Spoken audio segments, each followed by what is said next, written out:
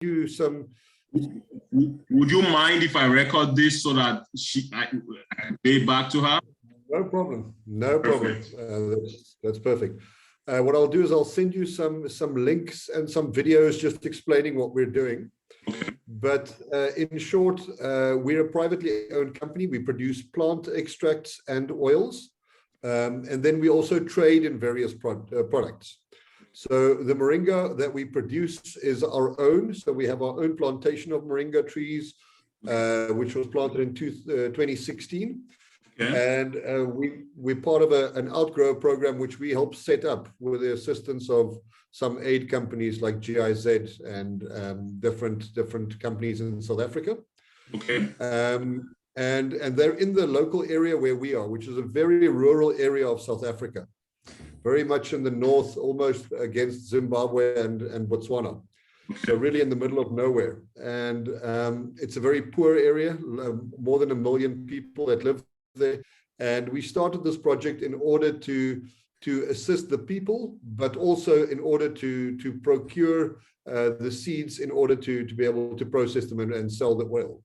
So our focus has been on the marketing side, also the agro processing, but the agriculture is always much easier if you have outgrowers that can supply to you. So that's our background. In that sense, we can expand massively. We've already got 60 outgrowers that have been established and that are supplying to us. And I mean, you're always welcome if you're in South Africa at any time to come and visit and to come and meet the people on the ground as well. So are these just men? Are they a mixture of men and women? Because my founder, since she's a lady, and we know the disadvantaged ladies face, she's very, very always interested in helping the woman. She feels that that's a better impact for the community once we help women. Are these a mixture of men and women? Yes, so we have a requirement of at least 50% women. Okay. Because we know in the area where we are as well is women are sharing the income with their families much more than the men. So the money that goes to the women often goes down to somebody on the ground. Yes. But like I said, I'll send you some links and some videos that you can just see some background and see where we are and sort of know what we're talking about. Okay. But I think what the contact has been is with Charmaine. And obviously, you know, Charmaine, we've bought some seeds from Charmaine, but the challenge there is the same as what you mentioned earlier, is that there's no certification. So with that, I know that she does have some contacts. I think she's in Malawi at the moment. Yeah. But I mean, other products or honey or things like that are always things that we can have a look at in our area as well.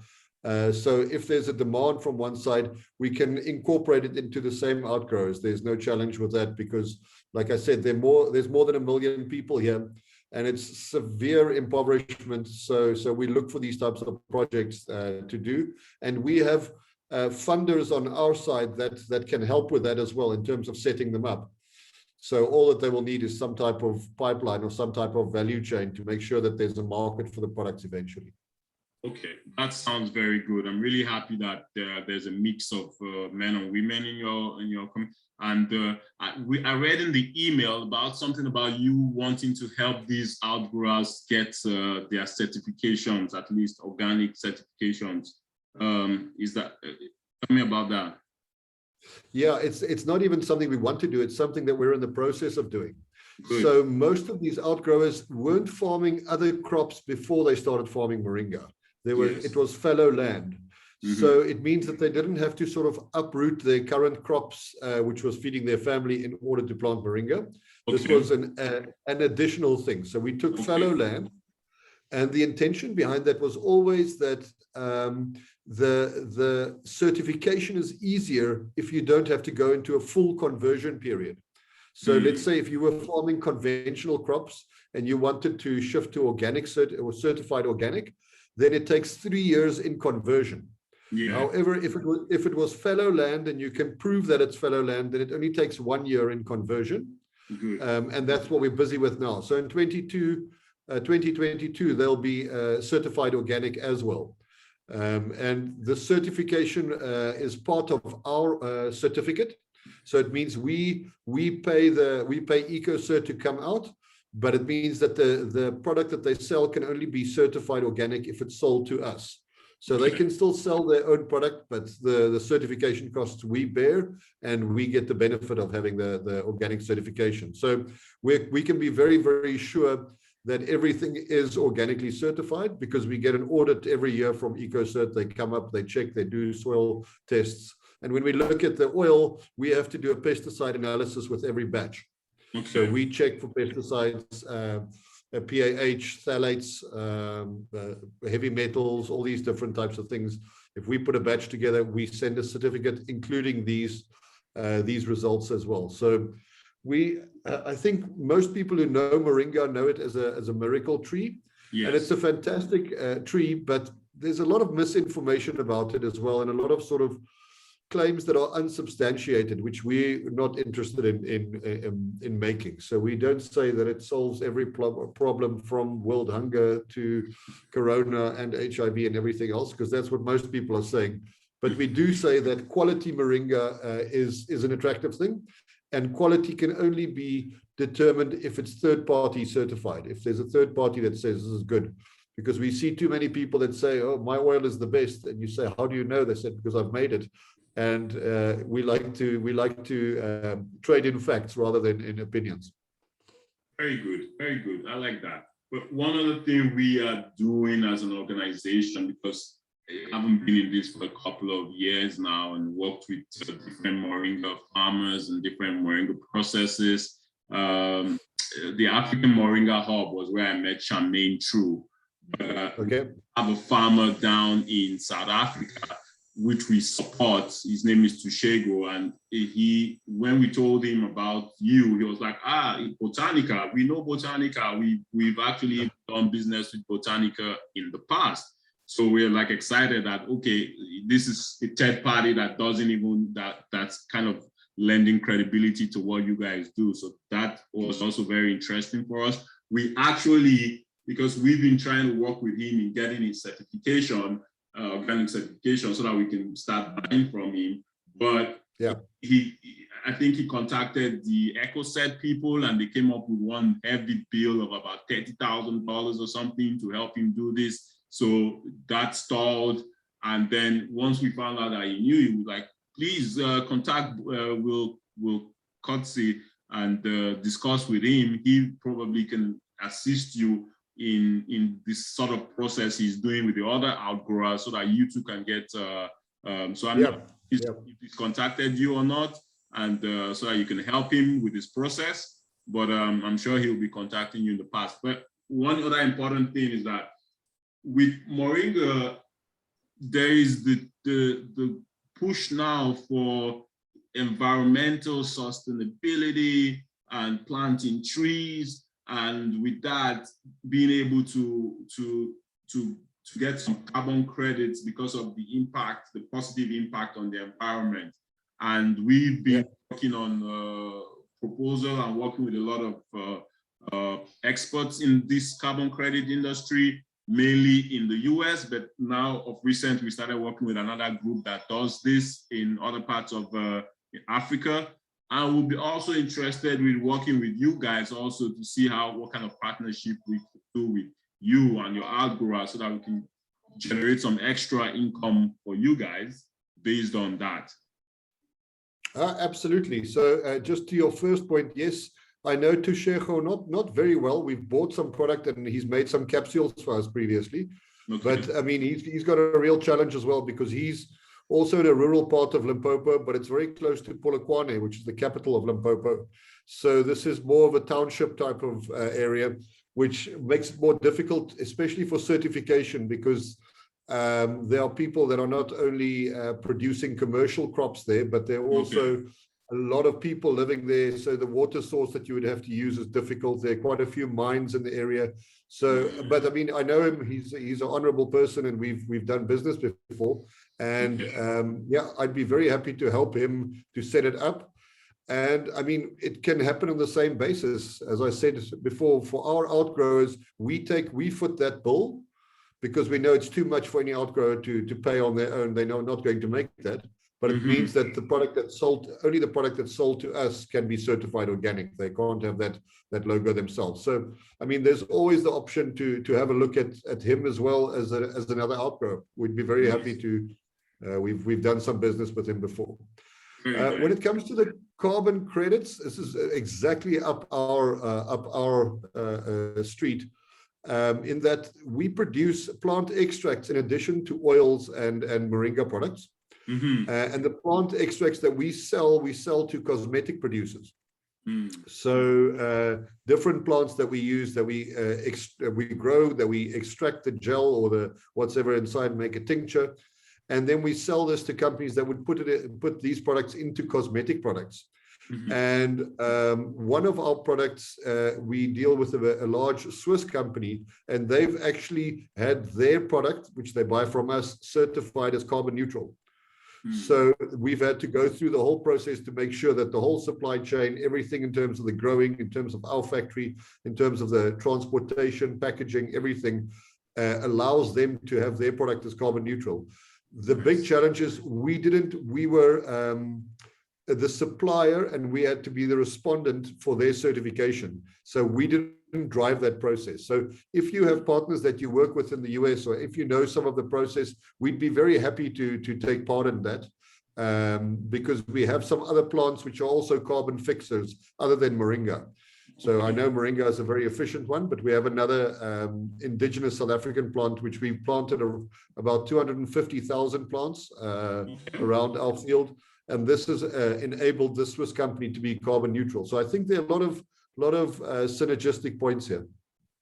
I like that. I like that. Could you tell me the name of that plant by any chance? What's the name of that plant? Yes, let me type it for you here. Then you can do some. You can Google it as well. Okay. I'll put the Latin name in there as well. Okay. I think in English it's called pork bush. Pork bush. Interesting. Very interesting. The top one is the Afrikaans name. I speak Afrikaans, which is our native language. Nice. And it means exactly the same thing. Spekboom is pork bush, but you can Google that the Latin name, and you'll find quite a bit of information on it. Very nice, very nice. So I would do that. So it's really nice talking to you. We're looking to put a large order, because that's where the core of our business is going to be. We're even thinking maybe right from now we can even start to buy some orders before we get to next year, where we go into a full-blown contract. We can even start. Yeah. Do you have any product available? Do you have oil available? So do we have oil available? Yes. Yes, I think we have about 600 or 800 kilograms, which is in Johannesburg, ready to go. So we have oil available immediately, but I mean, you can obviously choose the size that you would be interested in. 600 kilograms would be how many liters? 200 kilograms, it's about 190 kilograms is 200 liters. 190 kilograms is 200. Okay, that's decent. So you have about 800 and something, or 900 liters, maybe somewhere about. So yeah, around about 4 or 5 of these, they're 200 liter drums, these big blue drums that you get. And you must just let us know what packaging you would prefer, because we can do it in a 20 kilogram drum, 190 kilogram drum, or an IBC, a big 1,000 liter drum. But it depends on the packaging and what type of handling you require, because the smaller the packaging, the easier it is to handle. But obviously it's more cost in terms of volume, because you're going to have more packaging. But all of that we can sort out and address, and look at who's interested in taking charge of the freight, because we have exported to the US quite a lot. I mean, we exported about 30 tons of marula oil to the US last year, to California as well. So we know that process very well. To Canada, we've sent before, but not in those volumes. Only about in Europe. Have you exported to Europe? Yeah, that's our main market. Okay, so in the past 10 years, probably 200 tons. So how do you freight it? How do you freight it? Okay, so we are about 5 hours drive north of Johannesburg.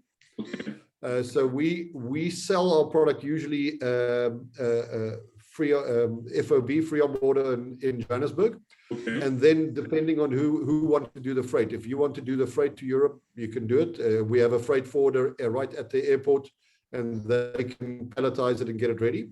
Alternatively, we get a quote from them, depending on whether it's sea freight or whether it's air freight, depending on the volume usually. And then we ship it over. So whether it's to an airport or to a seaport, it doesn't really matter. We have a freight forwarder that does all of that for us. Okay, that's fine. Because the last time we imported the samples from you guys, they were pretty good samples. But we were worried about the cost of transporting that, freighting that might eat up any of the profit margins that we might have for it. So if you freight in the past, then maybe it would be best for us to get a good someone who's cost effective that you guys have used in the past and work with them.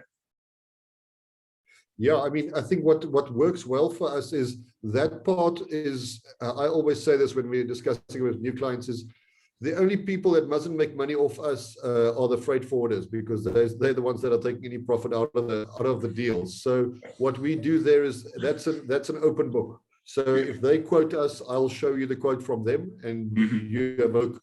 We don't have to do the quote. We make our money on the product, not on the freight.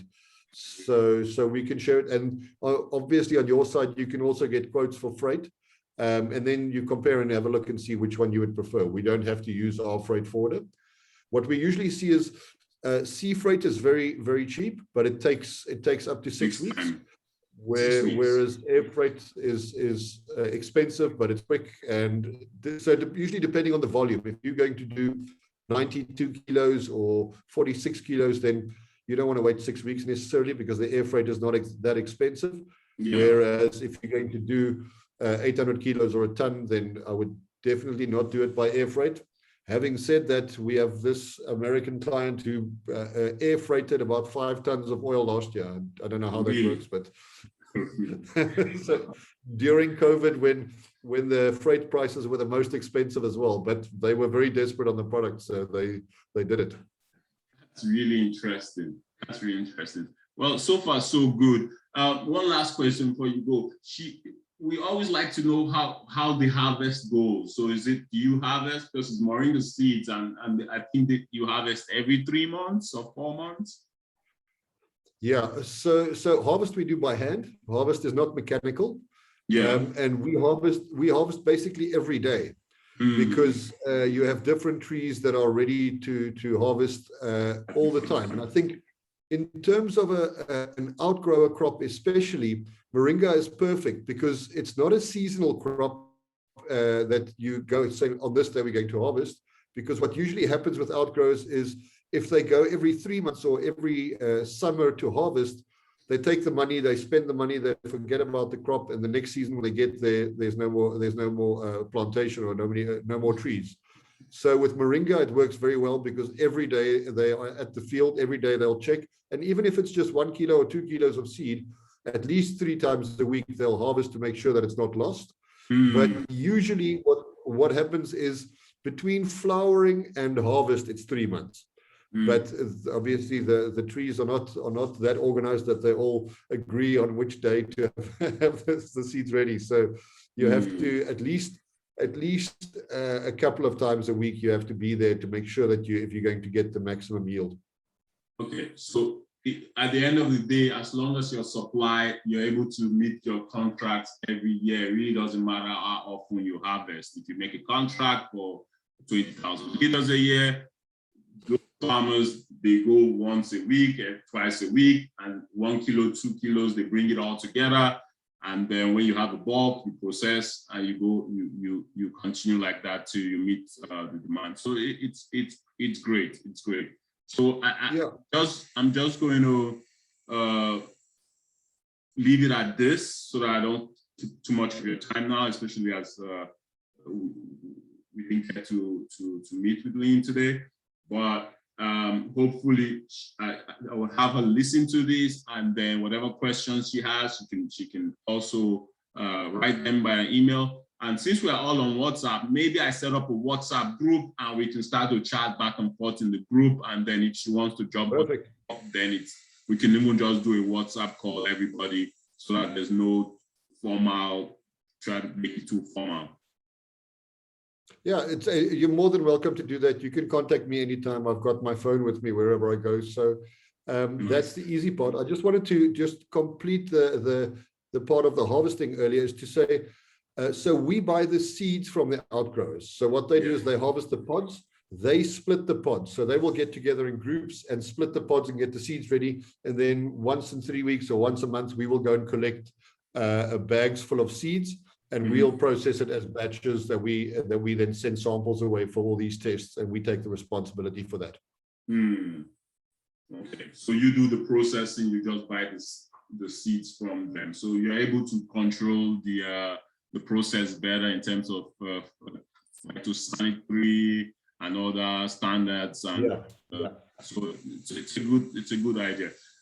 I would get back to Tushego to contact you and try to speak with you again to see what the options are for him, because Tuchego's mom is kind of like my partner, admires her and wants to make sure that she continues that legacy in supporting Tushego and the farm and that. So we would really be appreciative if you can help him and tell him exactly what he needs and guide him through the process, so that he gets that organic certification. And once we buy from you, we are also sure that we're buying his product through you, even if that's what it means. Yeah, no, that's no problem. On the processing side, what we do is we do the batch processing because of that phytosanitary that you mentioned earlier. And our factory has the certifications. So we're busy with the HACCP certification at the moment for food quality and hygiene, but we already have the organic certificate, kosher certificate, halal certificate, all of these things in our factory. So it means that we have to process everything according to those standards.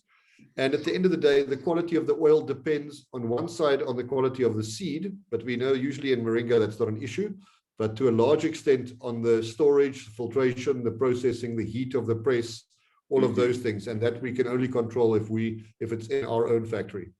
It makes sense. It makes sense. It makes sense a lot, because some of the potential clients, we sent some samples. They said they like the smell and they like the quality. So I'm sure you're doing a great job.